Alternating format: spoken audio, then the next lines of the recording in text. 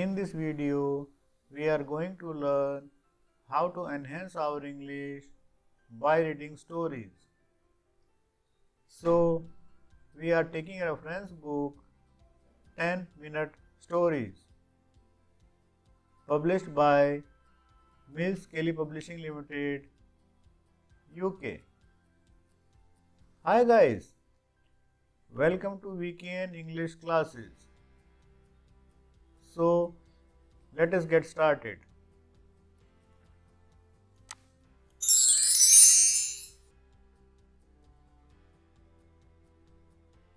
Today, I am going to narrate a story. Name of the story is The Swineherd, written by Hans Christian Andersen. There was once a poor prince. He possessed a kingdom which, though small, was large enough for him to marry on, and married he wished to be. Now, it was certainly a little bold of him to say to the emperor's daughter, "Will you marry me?" But he did, for his name was known far and wide. There were hundreds of princes who would gladly have said yes. But would she say the same? Well, we shall see. On the grave of the prince's father grew a rose tree, a very beautiful rose tree. It only bloomed every 5 years and then bore but a single rose. But oh, such a rose! Its scent was so sweet that when you smelt it, you forgot all your cares and troubles. And he had also a nightingale that could sing as if all the beautiful melodies in the world were shut up in its little throat. This rose and this nightingale the princess was to have, and so they were both put into silver caskets and sent to her. The emperor had them brought to him in the great hall where the princess was playing. Here comes a duke a-riding with her ladies in waiting, and when she caught sight of the big caskets that contained the presents, she clapped her hands for joy. If only it were a little pussycat, she said, but the rose tree with the beautiful rose came out. But how prettily it is made, said all the ladies in waiting. It is more than pretty, said the emperor. But the princess felt it, and then she almost began to cry. Ah, Papa, she said, it is not artificial, it is real. Oh, said all the ladies in waiting, it is real. Let us see first what is in the other casket before we begin to be angry, said the emperor. And out came the nightingale. It sang so beautifully that one could scarcely utter a cross word against it. Superb, charmant, said the ladies in waiting, for they all chattered French, each one worse than the other. How much the bird reminds me of the musical snuff box of the late Empress, said an old courtier. Ah, yes, it is the same tone, the same execution. Yes, said the emperor, and then he wept like a little child. I hope that this, at least, is not real, asked the princess. Yes, it is a real bird, said those who had brought it. Then let the bird fly away, said the princess, and with that she would not allow the prince to come. But he was not put off. He painted his face brown and black, drew his cap well over his face, and knocked the door. Good day, Emperor, he said. Can I get a place here as servant in the castle? Yes, said the Emperor, but there are so many who ask for a place that I don't know whether there will be one for you. But still, I will think of you. Actually, it has just occurred to me that I want someone to look after the swine, for I have so very many of them. And the prince got the job of imperial swineherd. He had a rash little room close to the pigsties.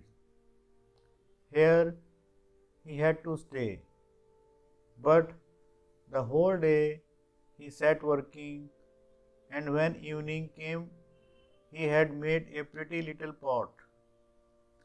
All round it were little bells, and when the pot boiled, they jingled most beautifully and played the tune. Where is Augustine dear? Alas, he is not here, here, here. But the most wonderful thing was that when one had one's finger in the steam of the pot, then at once one could smell what dinner was ready in any fireplace in the town. That was indeed something quite different from the rose. Now the princess came walking past with all her ladies in waiting, and when she heard the tune, she stood still and her face beamed with joy, for she also could play Where is Augustus dear? It was the only tune she knew, but that she could play with one finger. Why, that is what I play, she said. He must be a most accomplished swineherd. Listen, go down and ask him what the instrument costs. And one of the ladies in waiting had to go down.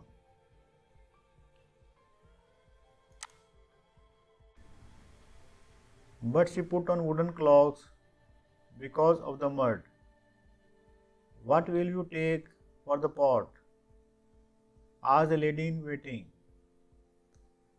I will have 10 kisses from the princess, said the swineherd.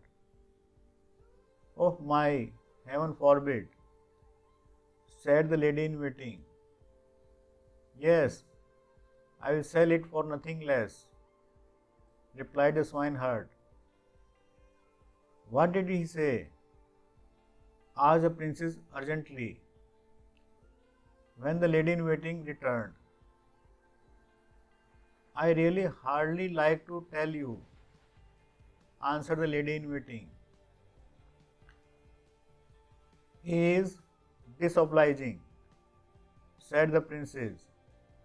But she had only gone a few steps when the bells rang out so prettily. Where is Augustus dear? Alas, he is not here. Here, here. Listen, said the princess. Ask him whether he will take 10 kisses from my lady's waiting. No, thank you, said the swineherd. 10 kisses from the princess, or else I keep my pot. That is very tiresome, said the princess. But you must put yourself in front of me, so no one can see. And the ladies in waiting placed themselves in front of the princess and then spread out their dresses so the swineherd got his 10 kisses and she got the pot.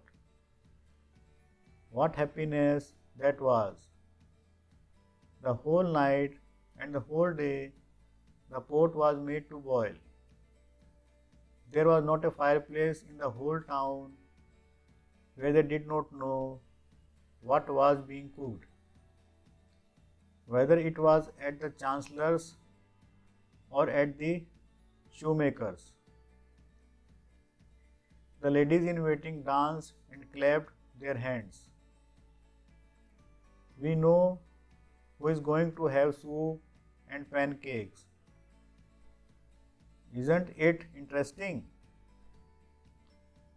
Yes, very interesting, said the first lady in waiting. But don't say anything about it, for I am the emperor's daughter. Oh, no, of course we won't, said everyone. The swineherd, that is to say, the prince, though they did not know, let no day pass without making something. And one day he made a rattle which, when it was turned round, played all the waltz and polks.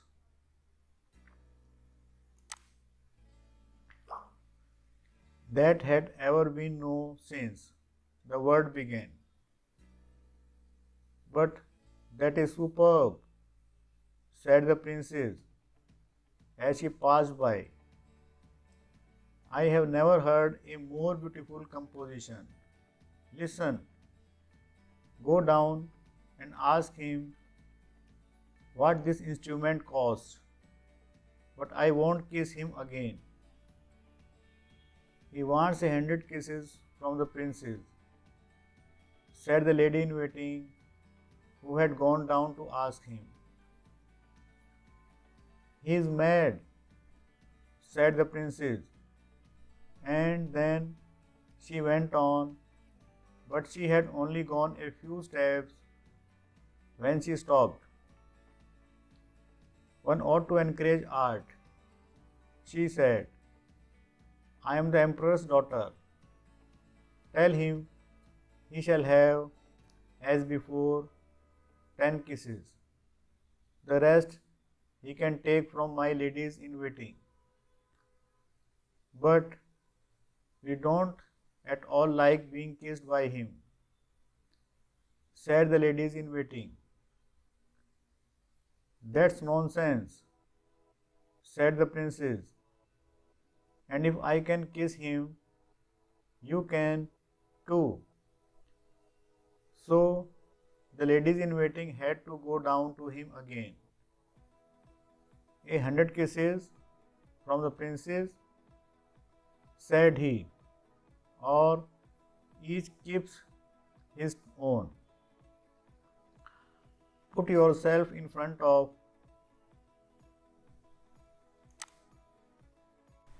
us, She sat then and saw all the ladies in waiting put themselves in front, and he began to kiss the princess. What can that commotion be by the pigsties? Asked the emperor, who was standing on the balcony. He rubbed his eyes and put on his spectacles. Why, those are the ladies in waiting playing their games. I must go down to them. What a hurry he was in. As soon as he came into the yard, he walked very softly, and the ladies in waiting were so busy counting the kisses and seeing fair play that they never noticed by the emperor. He stood on tiptoe. What is that? He said when he saw the kissing, and then he threw one of his slippers at their heads just as the swineherd was taking his 86th kiss. Be off with you, said the emperor, for he was very angry. And the princess and the swineherd were driven out of the empire. Then the princess stood still and wept. The swineherd was scolding, and the rain was streaming down.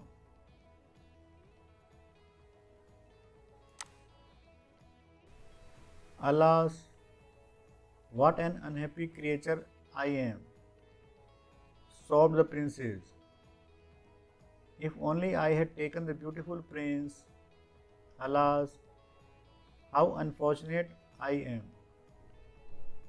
And the swineherd went behind a tree, washed the black and brown off his face, threw away his old clothes, and then stepped forward in his splendid dress, looking so beautiful that the princess was obliged to curtsy.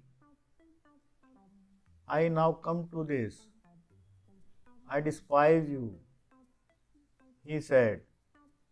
You would have nothing to do with a noble prince. You did not understand the rose or the nightingale, but you would kiss the swineherd for the sake of a toy. This is what you get for it. And he went into his kingdom and shut the door in her face, and she had to stay outside singing, Where's my Augustus dear? Alas, he is not here, here, here. Here the story ends. Now you should go through all the grammatical structure of the sentences like tenses, direct, indirect, active, passive, prepositions, etc.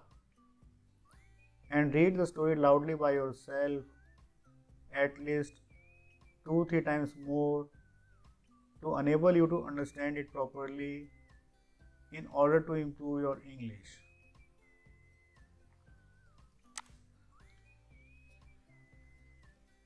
Thanks for watching this video.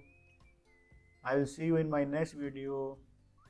Till then, bye bye. Happy learning.